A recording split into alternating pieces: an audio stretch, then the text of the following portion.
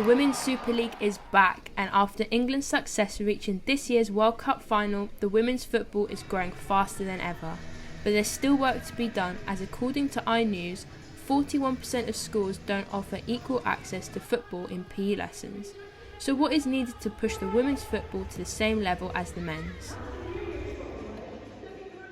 There's very much inequality across the board. Part of it has to do with the fact that I think that men's football has historically always been more popular. So there's a lot more revenue, there's a lot more money being generated within the sport. And because of that, then you have more money being spread out across the industry, and it's filtering all the way down to the footballers. So you have broadcasting rights, you have sponsorship deals. So you have a lot of revenue coming from a lot of different places in men's football. And historically speaking, because depending on what country you're in, for example, in England, I think for about 30, 40 years, women's football was actually banned. Women were not even allowed to play the sport in terms of the media coverage. Now, there's a lot more being talked about it on a regular basis than ever before. And there's a lot of different outlets that have been even created just to dedicate itself to talking about women's football. Equal pay, training facilities, healthcare and financial stability are all factors that are holding back the women's game.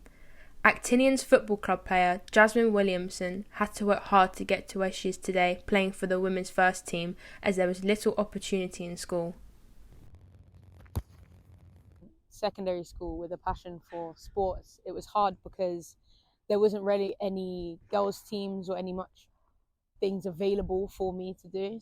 As it was getting towards the end of term, PE, there was less choices for women to play football. It was, oh, girls go play rounders, or girls, you can go play netball, boys, you can play football.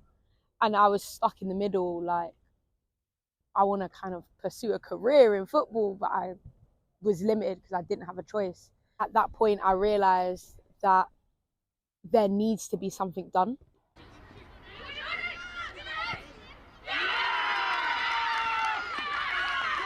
I'm helping out with the younger generation of football players, females and males, because I just want to make sure that there's opportunities for everybody to play and have a chance to decide whether they like it or not the choice made for them already before they've even had the opportunity. Women's football is more mainstream. It will open people's eyes to be like, okay, girls can have a boy's passion and do better. Artifact has carried out a survey taken by 50 girls aged between 18 to 24, which shows that 62.5% wanted to play football in school, but it was only offered to the boys, and 45% said they wanted to play but felt judged. The government needs to be looking at where they're putting funding into education to ensure that schools have the correct PE facilities to be able to give girls the chance to play football. I think giving them facilities, like making sure there's lots of access to astroturfs, and it's not just private schools that get that, but also state funded schools get access to good facilities to play football. Making sure there's links between schools and grassroots clubs is really important.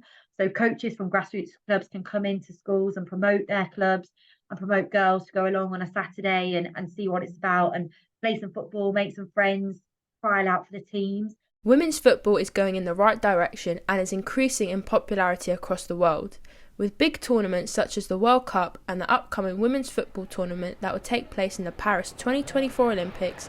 This will boost recognition of women's football even further.